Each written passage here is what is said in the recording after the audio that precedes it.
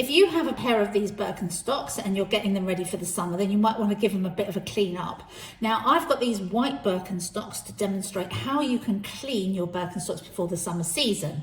Now, you'll see these have got a really quite dirty footbed. The tops of the white is a bit discoloured and a bit dirty. And then if we go to the bottom of them, you can see that the bottom is quite black. Let's see if we can bring these up and make them look a little bit brighter than they are.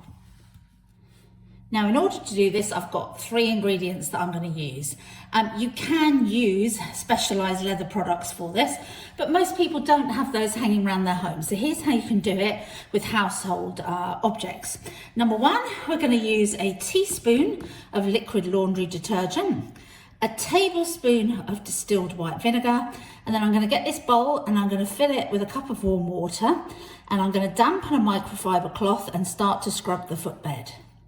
Now, I'm going to use a microfiber cloth in order to do this, and you're going to see that I'm going to start rubbing the footbed with the mixture that's all been mixed up, and you can start to see the colour that's starting to come off on this. So we're going to come back in a while and let's have a look at what that footbed looks like after I've started to really scrub and get all that dirt and sweat off. And as you can see, when I've finished, the colour of the water, not the nicest. Now we're going to do the same. I'm going to empty this bowl.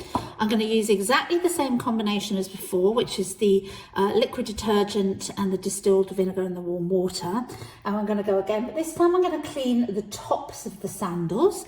That's the white leather sections, and rub those over, and do the same on the bottom half. So here I have, I've got my nice clean liquid. I'm just going to dip the microfiber cloth in, and then I'm going to slowly rub it over the white sections of the shoe to see what that does, and see if we can bring it up and make it look a little bit cleaner. Now, whilst that has brightened it up, I'm going to see if I can go even further, and I'm going to use one of these. This is a magic eraser. Magic erasers, you just dip them into that same liquid, but they've got a great property of being able to remove some of this surface dirt. Be gentle with them. It should be fine on white in particular in this case. I wouldn't necessarily use it on a brown leather sandal, but for these white Birkenstocks, they're going to be very good, I think, on not just the top, but on the sides and on that absolutely filthy, disgusting bottom. Now, I haven't done the sides yet and the bottom, but take a look at the top. It's like a new shoe.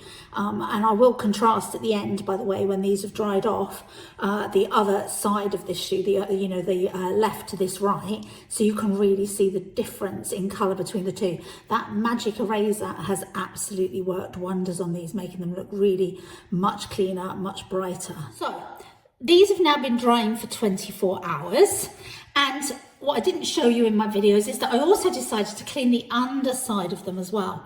So you can see that's pretty bright now in comparison, and I'll show you the difference between that. So that's a bit that I didn't do versus a bit that I have done. So you can see that the underside can really come up well when you use the mixture that I've used. So doing a bit of a compare and contrast.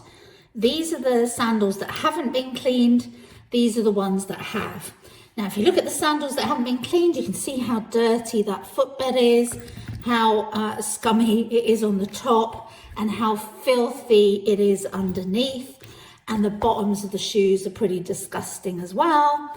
And if you compare them to the whiteness now on top, there's a big difference.